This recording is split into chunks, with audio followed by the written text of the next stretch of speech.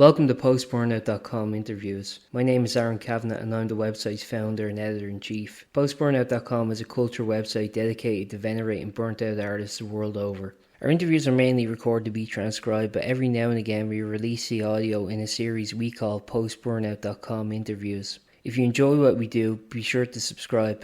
In this edition of Post-Burnout.com interviews, we speak with Lisa Kekaula and Bob Vennum of the legendary punk blues band, the BellRays. They talk about their latest single, which is a cover of The Temptations' Ball of Confusion, the relevancy of that song after 50 years, the death of Tina Turner, going on the road with Social Distortion this summer, their first US tour since the pandemic, making a living as an artist, what keeps them going after 30 years, their potential new record, and more. Yeah, so the first thing I wanted to ask you guys was, you've been around for ages now, and the BellRays has been around for over 30 years at this point, and of course before that you were involved with other projects too. I guess the first thing I just wanted to ask is what keeps doing it for you? What makes you want to still record and go on the road? I'll let you answer that. It's just what we do. We're still, I still wake up in the morning hearing the muse. It's just what we do, and I can't imagine doing, having a life not playing music. I think in those 30 years, your sound has remained consistent. I think like from the current 7-inch that's coming out to your first record, I think there's been a consistent sound throughout that time. Do you listen to new contemporary music as the trends kind of change throughout your career? Listen to it in what way? Like listen to it as something that influences what we do, the way we do it.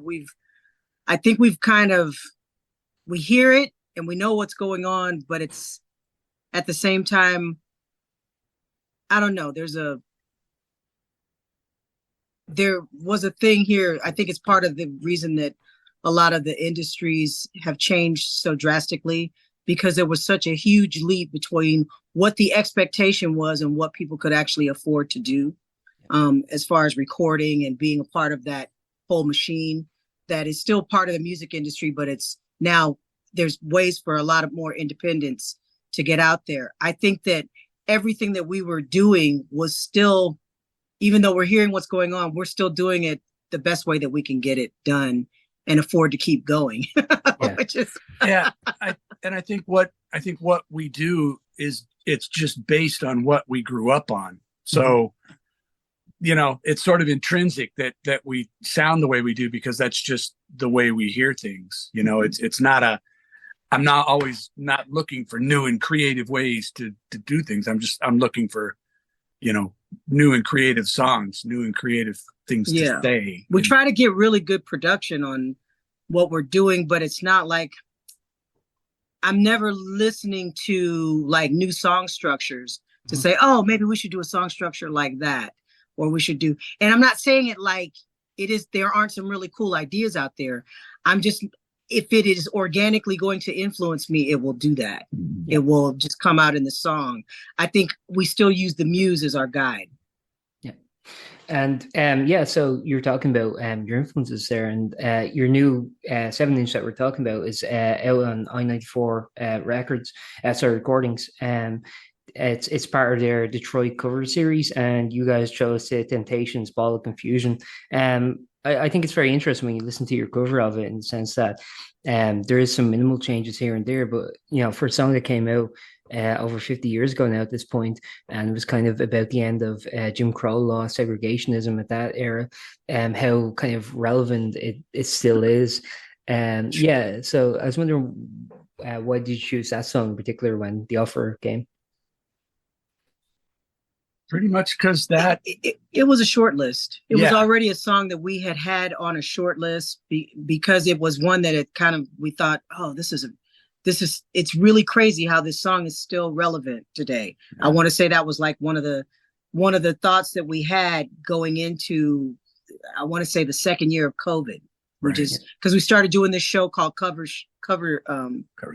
Stories, and so we started listening to a lot of songs and just kind of trying to figure out ones that would make cool covers to do on this Instagram show that we're doing.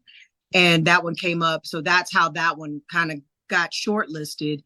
And then we started thinking, we actually did another list of more songs, or other suggestions came up about Detroit artists, and that one still stuck as the one that made the most sense. It just felt like, oh, we could do something with it. That's before we had any idea how we were going to do it as well. So we messed around with it for a couple hours and then kind of landed on where we landed with I think the really coolest thing about it that landed for me was how relevant it still was.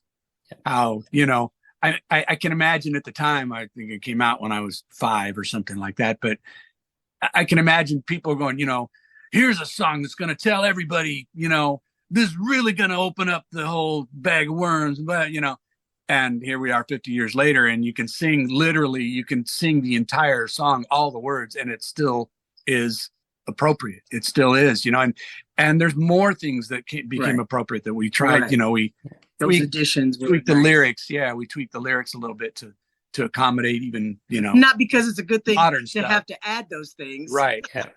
Well, it's not cool to have to add big pharma. It's not cool to have to add active shooters. Yeah. But something that needs to be spoken to. Yeah. So in another 50 years, somebody can mod what we did. Yeah. I think that's kind of the unfortunate reality. But in that sense, you think it's kind of important now for kind of, I guess, younger generations of musicians to go back to older music, because like we're kind of living in an era now, I think, where you have basically almost the entire history of recorded music at your fingertips in a way that like people just didn't have before. So do you think I think music education is potentially available to anyone now? Sure. Wherever you live, it sounds like you can figure out a way to get it. Yeah. It's still, you can have all of that at your fingertips, but to understand it without having lived it,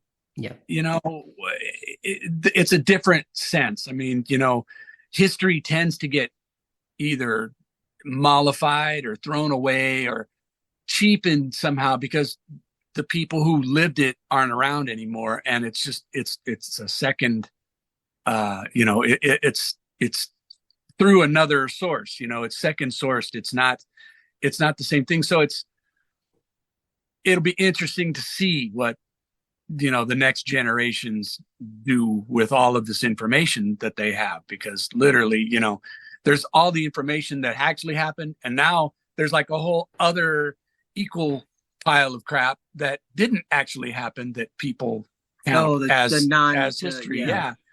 So it's, who knows whether or not it's a good thing or not. I see it as a good thing. I see it as a valuable resource, but you really have to put yourself in the mindset of what actually happened while they were making this music. I think that they were actually speaking to the fact, this is my personal thing.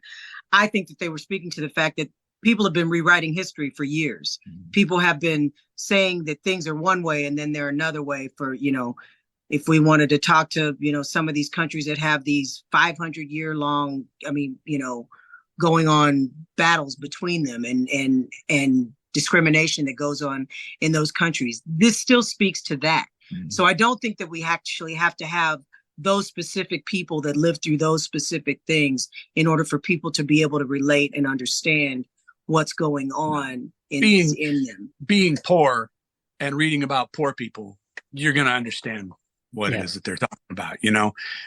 The whole thing now about the abortion laws and women's rights and all this stuff. These are the same people's rights that they were fighting for in the 50s, 40s, 50s, and 60s. So, I get a lot of people are going to understand it. A lot of people get it. It's just a question of now having so much access to it. Are the people who are allowing you the access to it, are they going to let you get the unfiltered versions? Are they going to let you get to the real source stuff, or are they going to use their own second, third generation descriptions of it and countenances of it? Is that what you're going to get, or are you actually going to have access to the real thing? And how are you going to know the difference? Yeah. One of the interesting thing I think you mentioned there was the fight for abortion rights, and I think like when that song came out, it was like that was pre Roe v. Wade, and now we're kind of in a post Roe v. Wade sort of thing. So it seems like even then you can't get complacent with the victories you do get. You know what I mean? You can't assume that it's not going to be regressed at a future point, which is also quite a sad thought to think. Yeah, yeah, it is. But the other thing, the glass half full part is people are still there to fight. Yeah. It's not like anybody is ever just going to say, just because they don't get one person's story, that truth, whatever it is that somebody's been talking about for years, is going to be the thing that stands the test of time. They tried to do that with Oklahoma, with the Oklahoma bank. What was it? Whatever the thing was where they burned the cities in the Black Wall Street in Oklahoma, when that was burned down over 100 years ago. And then 100 years later, everybody finds out about it. Right. They tried to say that it didn't happen. We don't know the ebb and flow of the way the world works, but there's always like a little wave that kind of comes in and out. Yeah. And that's that, in my existence, that's the one I'm trying to ride as much as I can. Sure. Yeah. Sure. You think now the unifying of othering, I think, is the thing that's helping with all of this stuff. It doesn't matter whether you're Black and in America or a female in Yemen or whatever the othering thing that's going on. I think songs like this help pop and sing to those situations. One thing I'm interested in, do you think is like now with kind of the internet and the kind of global communication we have as a result of that, at the same time, we're getting kind of like bigots' voices. We're getting like a lot of people who are amped up and are trying to sow the seeds of kind of racial hatred and discrimination, and in other regards to like anti-gay, anti-trans sort of sentiment too. But simultaneously, I feel like a lot of these kind of marginalized voices are also getting to say too. It seems like a very like in a way that they wouldn't have prior. So it seems like, I don't know, the network of communication, I don't know if it's good or bad. I was wondering what your opinion is. I don't think it's either. Me personally, I don't think that it's either. I think it is just what it is. Right. I think what's happened in America over the past 50 years before that is there was an ability to just kind of sweep things under the rug, or say, no, that didn't really happen, or say that, that sounds like, you sound hysterical, or you sound that, there's an easy way to kind of say that wasn't going on. I was really glad when I started seeing a lot of that stuff happen in text form, where you could see the words that somebody actually wrote and connected to a user. Whether they're showing their face or not, they're showing that voice that exists, that is out there, that people can now not say it doesn't exist. Right. That's the most important part. So for me, it's a neutral thing. It's just something in our world that we have to learn how to deal with, and it just kind of seems the legend of people trying to deal with things in their world tends to be stomp on it. Yeah. use it for the powerful. That tends to be where it goes. Hopefully they'll figure out how to not, how to go the other way with this. But, again, it's whatever people do with it. And you just kind of have to hope that there's more good people out there than bad people, which I believe that, there's a lot of stuff I like and a lot of stuff I don't like. Right. And so I figure that's the way it's going to work for everyone else in the world, is you just do that. I am not one of those people that feels that it's necessary for me to go and tell somebody else what it is that they can believe or can't believe or whatever. As long as you're not hurting somebody else, or,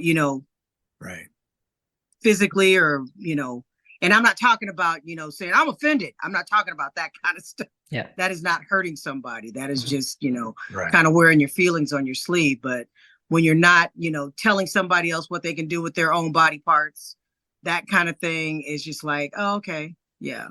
And that includes somebody being told that you can't have a beard, or you have to have a beard, or you can't shave your face. There's just certain things that I just kind of think, I don't know. I'm not trying to step into those waters. Right. Sure. but it's just trying to make it that it's not just about women being denied certain things. It's about, males being denied certain things just because they're males. Yeah. One thing I wanted to ask, just while we're on the topic of Ball of Confusion, is that another person who covered that song was the Queen of Rock and Roll, Tina Turner, who passed away yesterday. I know. We didn't know that it was going to be. I know. Yeah. What a sad day. What a very sad day. And it's not my, our first comparison to anything that has to do with Tina Turner. We've always been kind of lumped in there because of the way that I sing and the fact that it's rock and roll. Mm-hmm. But believe me, I don't think she knew who we were. She might have, if she did, lucky us, but yeah, it was. I just thought I'd mention it just because it is such like a sad event. Great. Yeah, it is. That was the thing that helped bring her career back. Yeah, she did that. I think it was in the UK that she did that cover of Ball of Confusion, and then did a follow up with the was it an Al Green cover, Let's Stay Together or something like that. That song, and those are the things that turned her into an international pop star on her own. The others, the B-side of the 7 inches called "I Fall Down," which is a new original song. It seems in comparison a lot more of a kind of personal track. I was wondering if maybe you could talk about this song a little.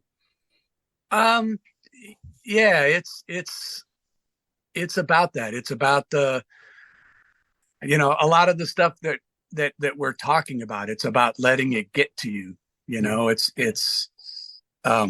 Or not letting it get to you, but the fact that it does. The nature of it. It does. I mean, sometimes it's just hard to stand up because there's so much weight on everything that, every single thing it just has so much weight on it. I mean, just, you sign up for some online store thing and there's like 50 emails a day telling you that this is on sale and that's on sale. And it's like, and that's just for a stupid online store, that's not talking about any of the civil rights or, any of the music issues or any of that stuff that we're talking about. And it's that, I mean, it's about putting your faith in something and having everything that isn't that faith weighing on you, and then having the faith, having to worry about that too, or so that was the point I was trying to make. I think I, in my oblique lyricist fashion. You guys are on for support of this 7-inch are going to be going on a North American tour, including a bunch of dates with Social Distortion and a couple of solo ones. I just have the dates here: June 28th to August 9th, I believe. Yes. Yeah, I was wondering, touring so kind of extensively like that, does it does it get exhausting, or do you kind of just like it's what we love, it's what we want to do? I think we'll have to tell you afterwards. Because I mean, the world changed so much over the, for 2020 to 2022. And we started, doing dates in Europe, but we had a US tour that was supposed to happen in March of 2020 that never materialized. Right. So we haven't done the US in. Right. And then it was supposed to happen in 2021 and 2022. Right. And it just, things kept happening to it. I want to say 2018 was the last time we did any US, any real US touring. Yeah. And that really wasn't that big at that time. But we're super excited about being able to do this. So, we're doing more exercises and trying to make sure that we have like just the stamina, because I try to explain to people, when you go on the road, when you're in a band, even if you're not, a DIY band like us, we're obviously in our own van. Mm-hmm. This isn't a bus tour. But even if you are in a bus tour, you're on the clock 24 hours a day. Right. When you're sleeping, you're on the clock, because you kind of have to sleep in order to be able to do everything that you're going to do. It's part of getting ready for the show. Yeah. So you mentally, you kind of have to ready yourself. And so that's why I'm not sure what it's going to be like, but I'm optimistic. Right. But then, at the end of most of the days, you get on stage and you get to play in front of a bunch of people. And, of course, that's always that's where the energy comes from. Yeah. That's where the impetus to get up and do it again. Super excited though. Yeah. It's super excited to be doing this. This is going to be a lot of fun. We've, an honor to be asked. Oh yeah. That was the other thing. It's like, it just came out of nowhere. So we are so very happy. Do you think like the Social Distortion crowd will be receptive? Because I think it's a good fit as a tour. I think so too. I think it's going to be I think it's going to be a good thing. I mean, we've gone on tour with bands before that we're like, man, is this going to work? Bands like Clutch and The Damned. It's like, man, are they going to even care what we do? Clutch fans loved it. Yeah, it was great. And they've always, and the Pixies. I mean, and the Pixies, and we always. It always seems to work, despite whatever reservations we have. So I'm really excited, and I know a bunch of our fans have come back to us saying, "Man, that's what you're going to Social Distortion, man. That's just so great. That's awesome." So they're, I think there's a huge overlap from our fans and theirs. Well, I think people have that newfound appreciation of live music, as you were mentioning, because of the pandemic. Like every country in the world was affected, so I think like both artists and fans alike, I think there's a real kind of electricity in the air that perhaps people took for granted at one point. Would you agree? Oh yeah. They were definitely taking it for granted. Yeah. They were definitely taking it for granted, and the industry was kind of setting it up. Not the industry, but everybody that had been doing music kind of looked at it like, well, we got to do it this way. We got to do it that way. And then having the pandemic happen actually created this kind of reset where everybody said, oh, I guess we can just not do it the way that we've been doing it. Sorry. Yeah. Sorry. My hand got tired. That's enough of that. Yeah. Sorry, you were saying about once the pandemic kind of happened, it restructured the way people felt they could do it. I think a lot of musicians took that as like, oh, it can be whatever way we need it to be. And then everybody kind of realized actually people that were watching it and still supporting it while they couldn't go to a show and understanding how much it actually meant to them. It changed the way we look at how we can make a living as artists. How, like, I know I look at a lot of these touring schedules now, for instance. It used to be you'd only see bands go out if they were going to go out for a really long run. Mm-hmm. And a really long run wasn't 7 weeks. It was something like, 2 months, 3 months, yeah. 2 or 3 months, like really long. It was like, 180 days. Now, 7 weeks is looked at like a long run. Mm-hmm. Like somebody says, oh, that's kind of too long. A lot of musicians that I know don't want to go on anything that's longer than 2 or 3 weeks. And you'll look at these major touring schedules and it's like, oh, they've been broken down so that these people aren't gone for extended amounts of time. They're not being kept on the road. There are these mini breaks in between where you don't even think about doing you don't think about doing that kind of touring anymore, which was almost people looked at you like you were crazy. If you told them that I actually have a life at home that I love. I got a cat that's going to be looking for me. Yeah. And if I'm gone for that, and I'm going to be looking for him, it's that kind of stuff. So I really like that part of it where everybody that I know that's a musician is making it work the way that it works best for them. Yeah. If they've stayed in it, there's a lot of people that have left too. Yeah, which I think it's unfortunate, but I do agree with the people I talk to. I mean, it seems like everyone had to adapt, and there were some growing pains in between. But I think we are in a kind of new, I don't know, post-COVID kind of world, and I think maybe being a musician is just one occupation of many that have changed since. Sure. Yeah. And I think it's kind of interesting because there is always that dynamic of studio recording, which I guess could still happen to some capacity during the pandemic, and the live, which is like just now back in full force. And I think everyone is like really for it. Yeah, they really are. And as long as you can make it, and there's a lot of things that are going on out there that I hope are sustainable, because so much of that, not just musicians had to reevaluate, but a lot of booking agents, a lot of venues, a lot of people that were covering music. You know, people had to really look and find out if this was what they were meant to do for the rest of their lives. And once you kind of solidify that, you just hope that it is to create a more fortified, richer experience for everyone involved. Because there was a lot of fodder. Yeah. There's a whole lot of fodder going on that I don't know. I just wasn't really behind and didn't understand. But I think it's, you know, it's definitely the game for the long timers now. Yeah. Like nobody is just going to go put their toe in that water and just give it a shot. Like you really got to have something working for you to go do it now. Well, that's perfect. I appreciate your time. Is there anything you'd like to add before we wrap up, or? Shoot. That's so crazy. That's what I was doing. I think that's. I mean, we got a new video coming out. Yeah. For Ball of Confusion. It's taken just a little bit longer than we thought, but that's coming. Record release date is June 3rd. First date of the tour is June 28th. All the way through, going through the US and Canada, all the way through August 9th, starting in Oregon, ending in Arizona. So we're super excited. Yeah. Super duper excited. Hope to see you at the show. And be looking for a new release. I don't have any release dates or anything else like that for the new record. Yeah. The follow-up to this 7-inch. It's coming. It's coming. Perfect. I'm threatening. It's coming. We wait with bated breath. Thank you very much for your time. Thank you so much. You're a pleasure. Yeah, take care. Bye.